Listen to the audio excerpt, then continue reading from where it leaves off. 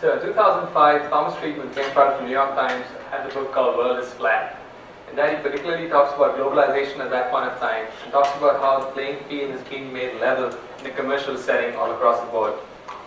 Towards the end of the book, he talks about a school by the name Shanti Bhavan, which is started by an entrepreneur who went back from the US, did well, and deals with a very intensive system of providing education to children below the poverty line, right outside the city of Bangalore, which is a major tech hub.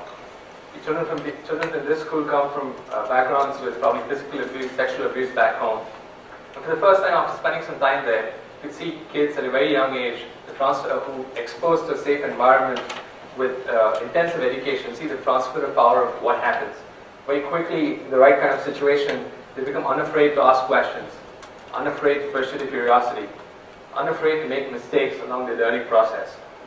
So around that time in January 2007, Francis here asked me if I could help him with a race as a part of a relay team, the 200-meter sprint. So my story here for today is how he carried his team through to victory as the most unlikely candidate. To give you some background, just like every other race, there are heats before that, and he didn't qualify any of the heats for the final race. So when Francis came to me and said, Rishab, you think you can help me run faster for this relay race because I don't want to let my team down? He said, give me a day, let me think about it. And then if I can come with a strategy for this. So I went back to my apartment back then, this housing quarters. There's no internet back then at the school. Decided to go back, jog back memory lane and see if I could come up with something useful for it.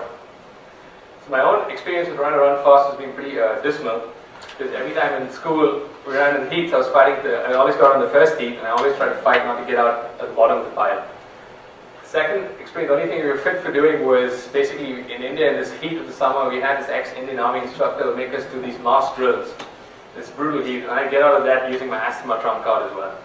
So I said, okay, so I had to go back and see what's the next thing we have in common. So one thing all of us have in common across the board is movies. These sports movies that you've grown up seeing, we still enjoy now. I think the best part about all of this is the sports training montage.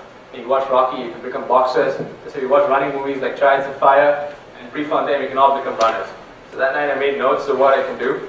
And Chariots of Fire basically involves this guy actually, Harold Abrams out here, being trained by Sam Musabini for the 1924 sprint in the Olympics. Prefontaine in his run in 1972-76. So I took down whatever notes I could remember from the training. I met Francis the next day and I said, alright, I think I have a strategy that may help, but let's see how it works. So I said, Francis, the first thing, let me show me how you run right away. So he started running, and within 2 steps, his head was looking straight up. So I knew right away there was a problem that I could help fix. So I said, why don't you start looking down and straight ahead? That's the first thing that will probably help you in the long way finishing your race. The next thing we said, okay, so Sam Musabini tells Harold to have an explosive start, we're going to train to have an explosive start. That's what we're going to do.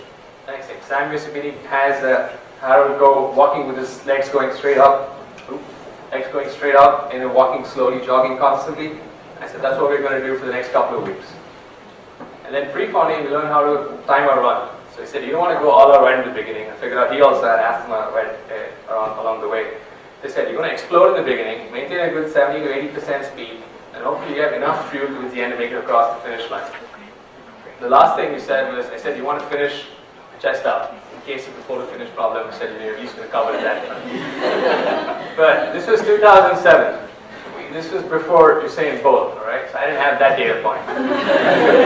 So now if Usain Bolt, I'd tell him, look left and right before you go, but I didn't have that problem. So we had to keep it pretty simple back then. So all this happened, did this for 2 weeks, he really trained hard. Said, okay, great. Race day comes along. I'm nervous as well, but I can't show it to him. He's nervous as well. I can see the weight of the world on him.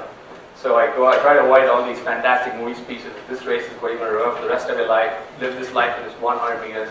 Avoid all of that stuff.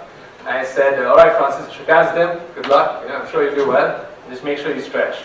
The last thing you want to happen is something as simple as stretching to come and stop you from finishing off this race. So he goes, he lines up, stretching. So I said, good, great. At least he's remembering that. He's not that nervous. Getting his legs, hamstrings going. I said, good, great. I'm trying to stand as far away as possible and not look, but I have to look. So he's getting ready, and as he's getting ready to get the baton from his teammate, he starts running.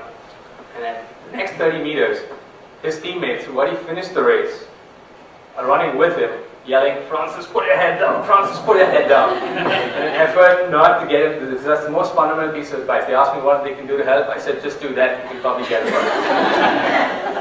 So at the end of it, he starts running, and I can only speculate now what happens in this race. I'm just watching.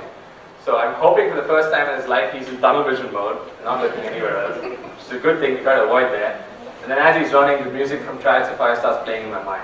I go like, la, la, la, la, la, la. He's going for us. Right? And in that process, not that process, but when I look back now, some valuable lessons. In terms of all of us being mentors, it's important that we get people interested and excited in what they do.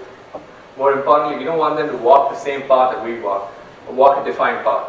What's important is to get people excited and get them started. It's important for us to be springboards and launch pads for people who may find their own way. More importantly, each one of us doesn't have to be an expert in anything to get people started. All that we need to do is just create that excitement, that light, that spark together, last them forever. Lay out the landscape out there, the minefields out there. Be there as a sounding board and a troubleshooter. But ultimately, the person you're advising has to do it themselves. You can't take that final walk with them. And most importantly, it's perfectly fine and okay to say, I don't know, and ask for help.